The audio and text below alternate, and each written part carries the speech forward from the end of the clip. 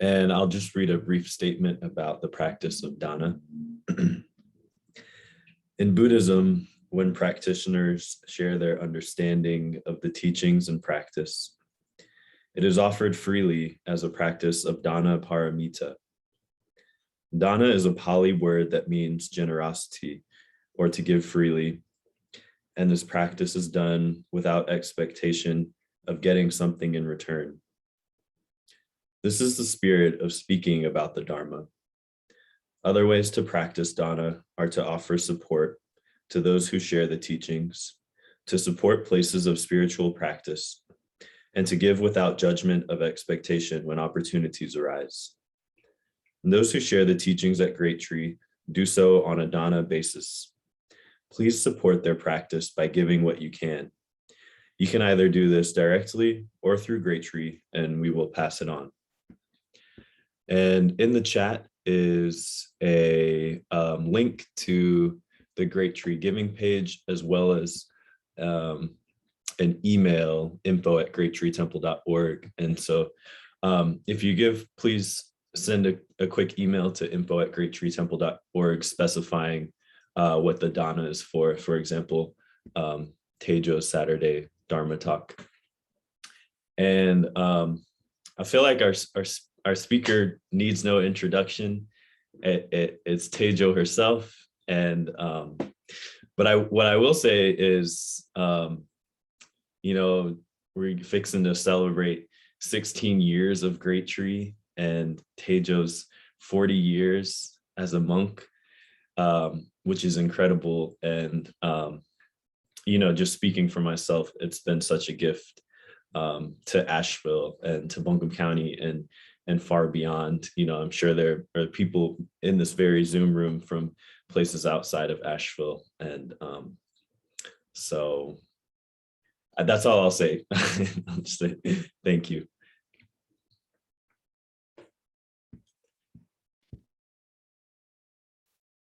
Wow, that was very nice. Thank you. I started thinking about anniversaries a while back, and thinking about how they're an opportunity to look back and also look forward. And in a way, it sort of expands this moment. I was thinking about,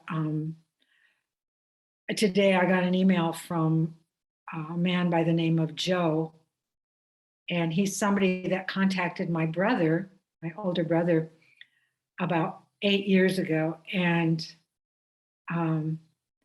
because my brother has the same name as my father, and Joe is someone that served in France with my father during the Second World War. And Joe is turning 100 this month. And he was able to get in touch with my brother through the internet, and he'd been trying for years to find people that were in his unit. And I was thinking how kind of sad it was that he wasn't able to contact my father while he was still alive. And this to me sort of points to the importance of staying in touch with what has happened and looking forward to what will happen.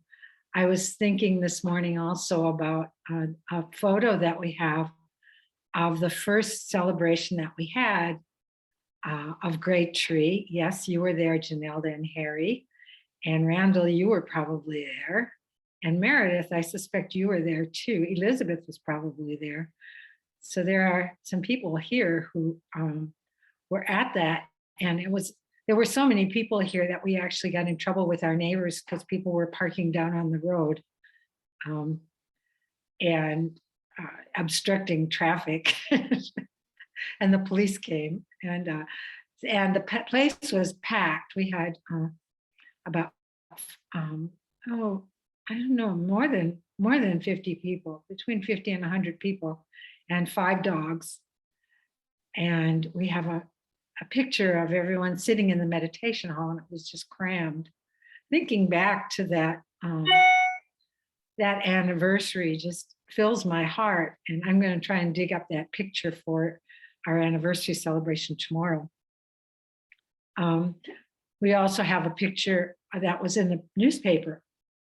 And during the ceremony, Chimio was facing in, she was the Ino, and I was facing out. But this was before she was ordained. So she had a beautiful head full of dreadlocks that were long. And it was all hers. And so that's another, now, as you know, Chimio doesn't have any hair. So that's kind of a milestone. But as I was looking back and thinking about this, I kept going back further and further to the real origin of Great Tree. And I thought about how, as most of you know, I was in a Catholic convent to become a nun. And I thought about when I left the convent, I was kind of, I had been swooped up into Vatican II, and Vatican II really presented some very liberal ideas about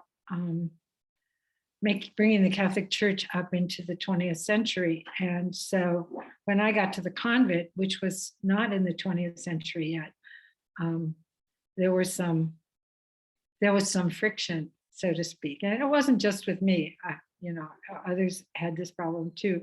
But when I left the convent, it was kind of the first heartbreak that I ever experienced, because I had wanted to be a nun since I was 5 years old. I actually wanted to be a priest, but I was Catholic. So, but when I left the convent, I remember sitting on the airplane and thinking, I should start my own convent. And then I thought, wait a minute, I'm not in any way qualified to do this. So I immediately erased that thought from my mind.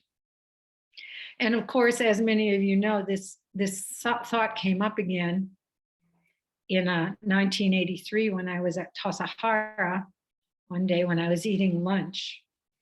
And I think what triggered it was when I started doing Zen practice at Minnesota Zen Center. I walked in and it was all guys, it was all men.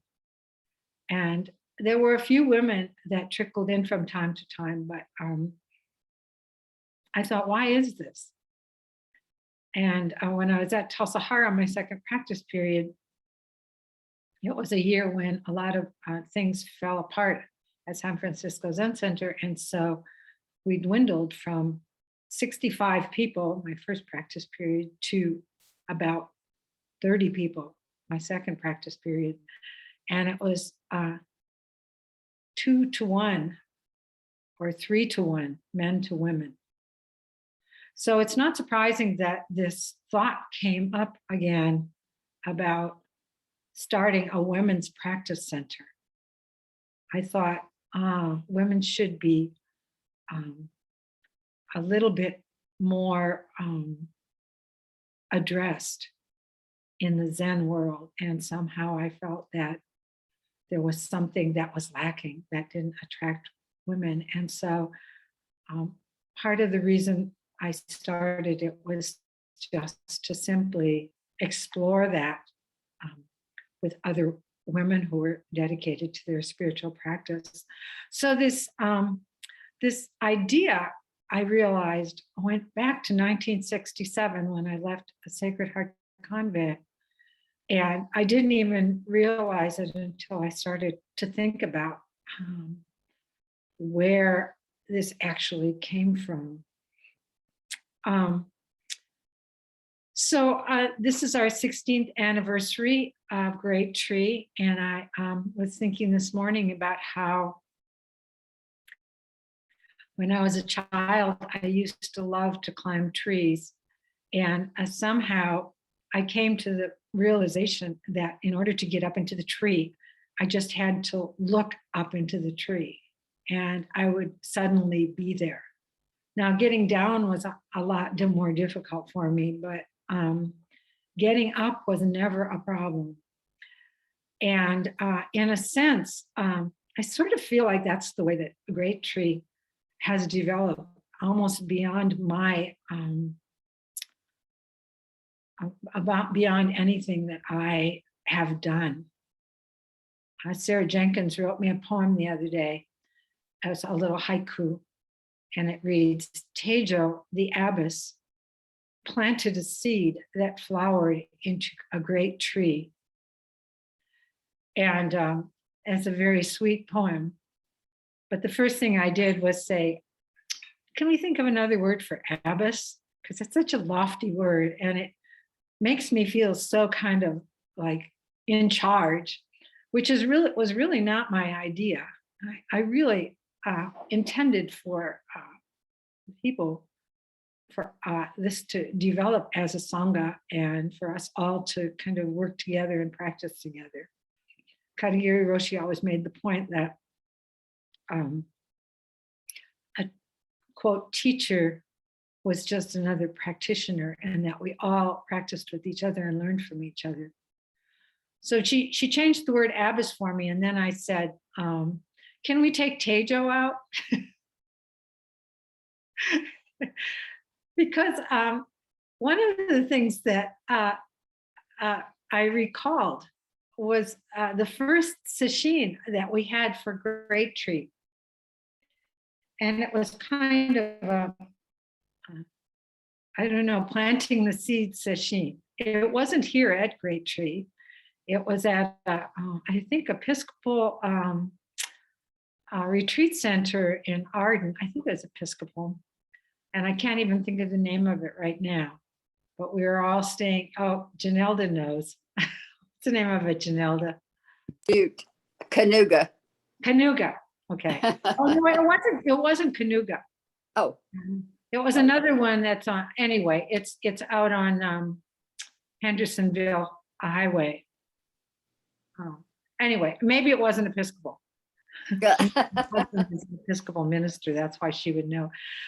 Anyway, so that's where it was. And I had a little seed that someone had made into a necklace for me. He had wound a couple pieces of wire around the seed and put it on a chain. He was a jeweler. It was very beautiful, but the seed kept falling out. So I had this idea, why don't I plant this seed at this opening ceremony? And so we had a little seed planting ceremony. I put it in a pot. And I left it outside where I was staying at the time because I wanted it to make sure to get sun, and I was living in a basement. And one day, the pot was clearly disturbed and dug out, and the seed had disappeared. So I thought, is this a bad sign? But the point is that the seed I planted, it did not bloom. It did not become a tree. It was a little acorn.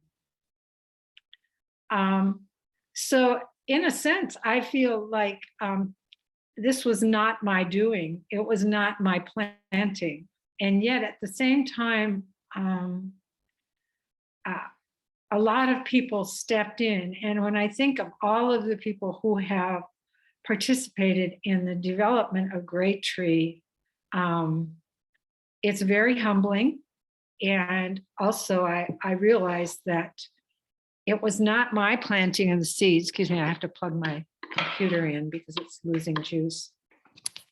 It was not my planting of the seed, but the work of many people that created the tree. And sometimes people come out to our location and they look around and they say, so where is the great tree? And I say, you're standing in it. I feel like this is the trunk of the great tree.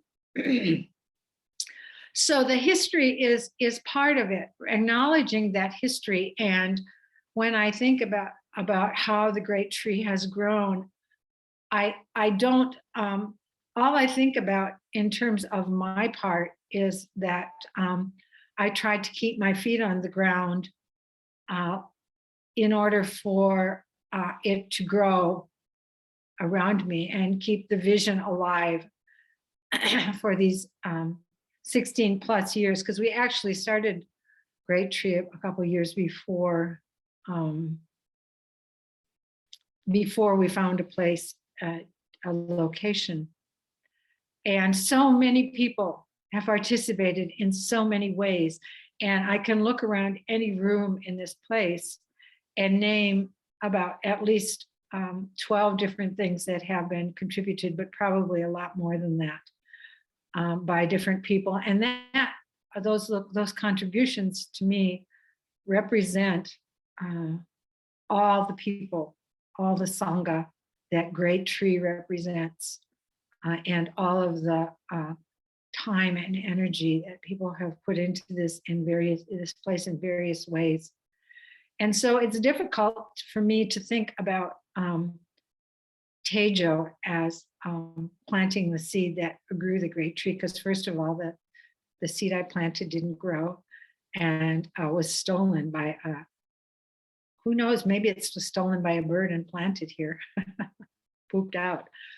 But at any rate, you know, it fills my heart to think about all of these people. You know, I feel a real strong sense of Sangha from this. And in that vein, I'm also thinking going forward next year, I want to explore what is Sangha. I've asked various people to give talks about what is Sangha and looking at it from different perspectives. But my main purpose is to develop a sense of Sangha between us. And certainly COVID-19 has helped expand that, because more people are able to come online, and I have renewed many friendships. Pam is here, and she goes back to Minnesota Zen Center, and Peggy is here. She goes back to pretty far back to Zen Center of Asheville. We used to meet at her home, and now Peggy is out in Durham, out in the Chapel Hill area. And people, you know, have joined us. Jan has joined from Davidson. Didn't know Jan before COVID-19. And Kalyan, I don't even know who you are, but I've seen you online before. And so, and Meredith goes way back, and Brooke goes way back to way before we ever had a building. She came and helped with one of the early newsletters. And Kathy Dennison, I don't know where you come from. And Yuge has come as a result of online, and Trey has been in both places. So we have, and Elizabeth goes back even further. Elizabeth Kent is part of the reason why I'm here in Asheville, because of Southern Dharma in the early days when I was invited to Southern Dharma. So there's quite a history here, and some of it is right here in Randall. Randall goes back to Zen Center of Asheville also, and continues with Zen Center of Asheville. And we have in the past worked together with Zen Center of Asheville, which is what got me much more embedded in this area. So there's just so much. There's so many people. And next year, I want to kind of try and bring this all together, because one of the things that has happened is that even for the people who have practiced at Great Tree, people come at different times. And it was very interesting once we started meeting on Zoom to see how people got to know each other on Zoom. People that they said they didn't even know were part of Great Tree, people who have been here. So that's this year I call this the year of Katagiri, because Chimyo mentioned to me a couple of years ago that she says, we never hear Katagiri Roshi's name spoken here. And I was like, really? Because I feel like everything I speak about, it has to do with Katagiri Roshi. And so I made a point of inviting a lot of Katagiri Roshi's students to give talks last year. And some of you attended some of these talks. If you didn't and you're interested, you can find them on our YouTube channel, which can be accessed through our to our website. All of the lectures have been recorded this year. So going forward, that's one of the things that I want to cultivate is the idea of Sangha. I read a quote recently that kind of inspired this. Thich Nhat Hanh said, "The next Buddha is Sangha. The next Buddha is Sangha." And I think what he was trying to do is point to the importance of Sangha practice, which I think has not probably been cultivated as much as it might be in American culture.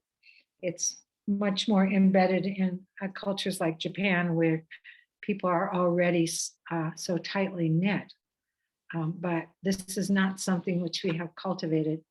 Another thing that I really want to cultivate next year is a relationship with nature, because I feel like actually my Zen practice started in the mountains of Alberta, Canada. I sat down and meditated, did Zen meditation right up there in those mountains. And it was when I realized that that's something I wanted to develop a lot more.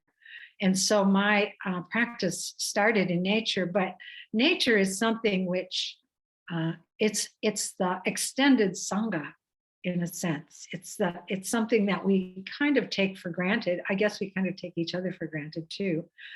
But I think we take our relationship with all beings extending into the natural world. We take it very much for granted. And fortunately for us, Brooke has recently been studying forest bathing and has done some trainings in how to lead forest bathing. So this is something I want to start at Great Tree and maybe beautiful places to visit in Western North Carolina. It's just unlimited. But even at Great Tree, I did, it started online because Brooke was practicing on me, lucky me.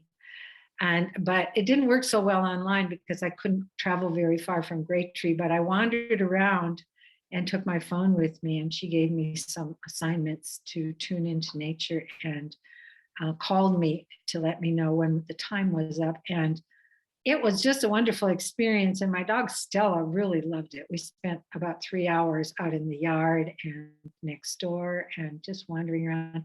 And I started to see Great Tree in a whole different light just by spending that time outdoors and just focusing on the beauty of the place. So that's another thing that I think is a way of expanding our understanding of the interdependent nature of the life that we live, and just taking the time to explore Sangha as a way of getting to know each other, and exploring Sangha as a way of getting to know our relationship with the natural world are a couple of things that we're going to work with in the next year. And we're actually going to start the forest bathing with a small group, social distancing with masks in October, hopefully in late October. So watch for the announcements about that. Yes, Brooke is shaking her head. She's going to Walden Pond to do an immersion right before the forest bathing. So she's going to be all energized by Walden Pond. So let's see, I had a few more things I wanted to say. I feel like this year has given us some great opportunities to connect with the larger Sangha. And I understand that meeting in person is a different kind of experience, but certainly meeting in this way online has enhanced our connection with each other in so many ways, and given us the ability to reach beyond Alexander, North Carolina, and Asheville, North Carolina, and the places that are within driving distance. Yuge Brian is in Spartanburg or Greenville. It's Greenville. Yeah. Greenville, which is about an hour from here. We're going to be driving down that way. That Joe lives, this 100-year-old guy named Joe. We're going to go visit him. He lives in Spartanburg, so right next door. So my brother is going to come out in October, and we're going to come down that way. But I am very appreciative for Great Tree. This is such a beautiful place, such a great place. And I want to thank all of you who have participated in so many ways to make it happen. Some people have participated by showing up and being part of what's happening here. Some people have participated by supporting financially or writing from time to time or sending things or coming to our craft sale or various things. And it has created for me a sense of Sangha. And I would like for all of you to get to know each other better by doing this. So I love the poem that Sarah wrote, but I have to say that I did not make Great Tree. It was a vision. I think it was a vision, almost like a vision. I was sitting there having lunch on my day off at Sasahara in 1983, and all of a sudden, this idea popped into my head. And 1983, you may ask, why did I wait so long to get started? And the reason was because I just didn't feel ready for so many years. And finally, Shokin and Karen Sekijun Suna, whom I'm still trying to twist her arm to come and give a talk at Great Tree, both my Dharma brother and sister, they just badgered me and said, when are you going to do this? And Shokin, this is an interesting story. Shokin came here one time and said, okay, Teijo, I was at Zen Center of Asheville. He said, I want you to drive me to the place where you would like to start Great Tree. And interestingly, some of you know that history of us searching for property, which we were all over Buncombe County and beyond, within an hour or two's drive here. Interestingly, though, I drove Shokin to this very area. I said, this is where I would like to, but I don't think we can because it would be too hard to build and it would be too expensive to buy. But in the end, this is where we ended up. So you can thank Shokin for that. I guess he planted another kind of seed. And one day, I'm just going to end with this. Nancy Spence, who has also been a great help in starting Great Tree in so many ways. She and I led a women's retreat here at Great Tree, and we called it Discovering Kuan Yin or something like that. Kuan Yin is the bodhisattva of compassion, and it's a feminine manifestation of the bodhisattva of compassion that comes from India, Avalokiteshvara. Kuan Yin is a Chinese name. And one of the things that we decided to do, which I had picked up at a Southern Dharma retreat on Kuan Yin, was to go out and find Kuan Yin. And so we sent everyone out. And I went to a little place and I started writing. And what I wrote is, in 1987, when this place was built, Kuan Yin came and instructed the builders. This was not built for Great Tree, but it could have been. Because as you know, there was already a meditation hall here, which had been a game room. And we did very little we did very little building. We only built the connector to the screen porch. That's the only thing we did. That was Randall's idea. Thank you, Randall. Because we were trying to find another exit besides the kitchen, which if there was a fire, that's where it would start. And Randall came up with this idea of having a connector built. But that's the only thing that we had to build here. And we have everything that we need we had everything that we needed to start Great Tree. So it's about 9:30 now, and I would welcome any comments or thoughts from you.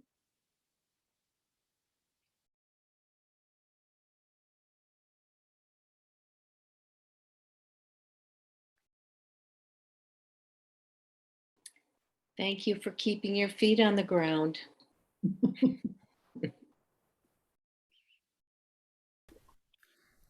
And vice is virtue. I think you have a kind of stubbornness to you, which is very helpful in some ways when it looks like maybe things are not going in a certain direction. No, it's okay. No, we're going. So I appreciate that about you, Teijo. Thank you, Meredith. And thank you, Meredith, for all your support. You've been there way back since Zen Center of Asheville. I'm I also think even before we called it that, there was Tracy and Jason Oh, right. Yes, that's at right. the house, and then at the dojo on Riverside Drive. Yes. I went there.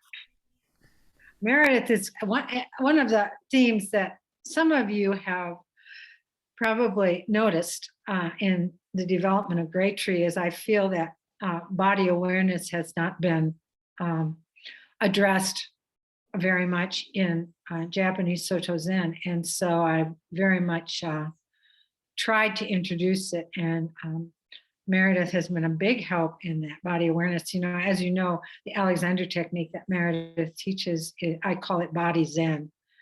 And I've felt that way. I studied it actually before I met Meredith, but fortunately, Meredith has come along and is quite an amazing Alexander technique teacher. But body mind is very, very important in this practice. Body mind awareness, because we aren't just operating from our heads in this life.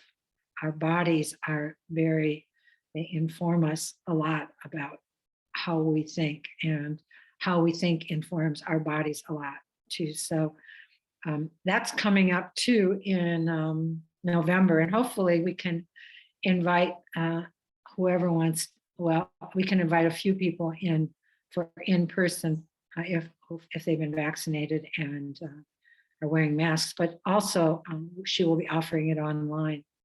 And we are going to have a month. The month of October is going to be Body Awareness Month. And Paige Gilchrist is going to give a talk from the yoga perspective. And Peggy Rowe is going to be speaking again. So that's another thing, another aspect of Great Tree that I want to continue to cultivate.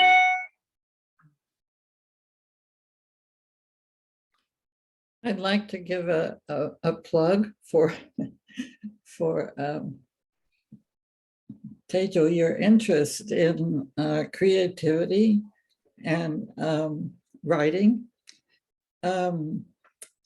has greatly helped me, and I think is another thing, another part of body awareness to me is because that whole creativity comes from our bodies.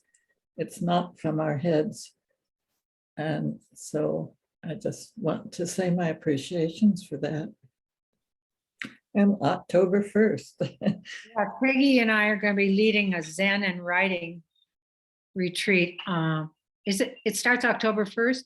Yes, I keep looking at the calendar saying, It's a weekend. And Peggy actually, and Brooke remembers this because she was there. Peggy and I led the first women's retreat as a kind of a prototype. and she did she did some writing exercises. We had a lot of different things going on at that retreat. But we led a couple of retreats together. But once we started Great Tree, I kind of put her on her own and she started leading just writing retreats. And that's been really good. And it does work very well in cultivating our spiritual practice to write in the way that the creative way that Peggy presents it. So yes, sign up if you want to come to the writing retreat. Though sign up soon because her retreat fills really fast.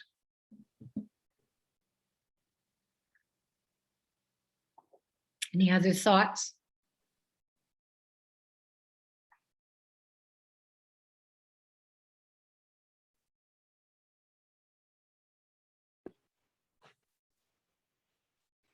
I have revised my poem. My poem now says, the Sangha's right effort planted a seed that flowered into a great tree. Thank you, Sarah. Thank you. Send that to me. Can we put that in the next newsletter?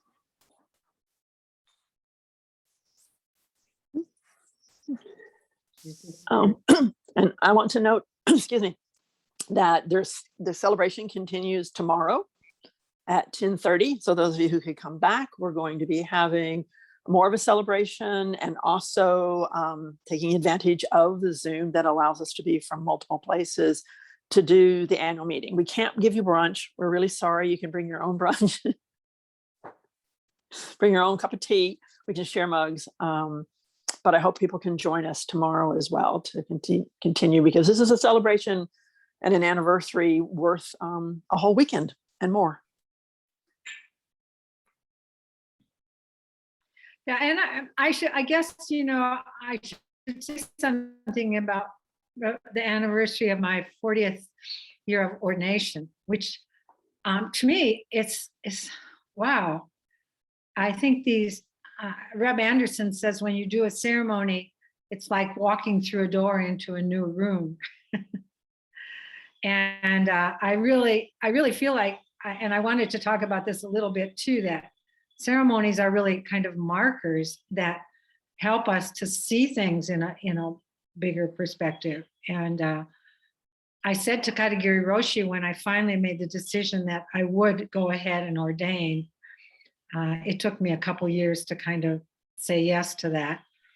I said, but I don't have to continue. I don't have to stay with it if I don't want to, right?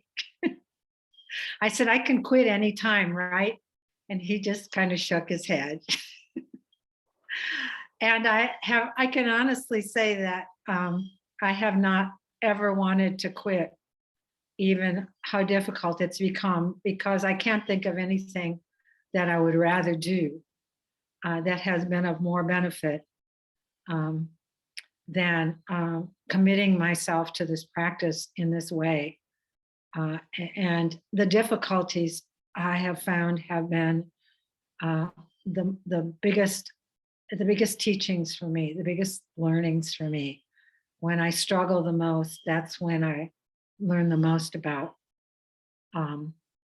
life and my delusions. So I'm very grateful, and Great Tree has it accelerated it in some ways, which I knew it would. But the difficulty of keeping my feet on the ground at some times has been more than I thought I could do, but yet one never knows. So I'm very appreciative, and I'm going to try and, Randall, do you have an ordination picture that you could bring up tomorrow? That picture of my ordination with Katagiri Roshi and Tim Burkett? You're muted though. I'll look. I probably haven't. Pretty sure I did. Okay. You could send it to me too, or else you could just bring it up on your computer as screen share. And also, I'm going to try and dig out, and maybe you have these too. Our first anniversary celebration. I guess it wouldn't be our anniversary yet, but right after we, and there's lots of people in that picture. Daisy's in it too. Some of you remember Daisy, my dog. Yes. I'll write this down. And there's one in the Zendo too, being packed in. So we've got a few more minutes, but we don't have to use them all. But if anybody has anything else they want to say, please go ahead.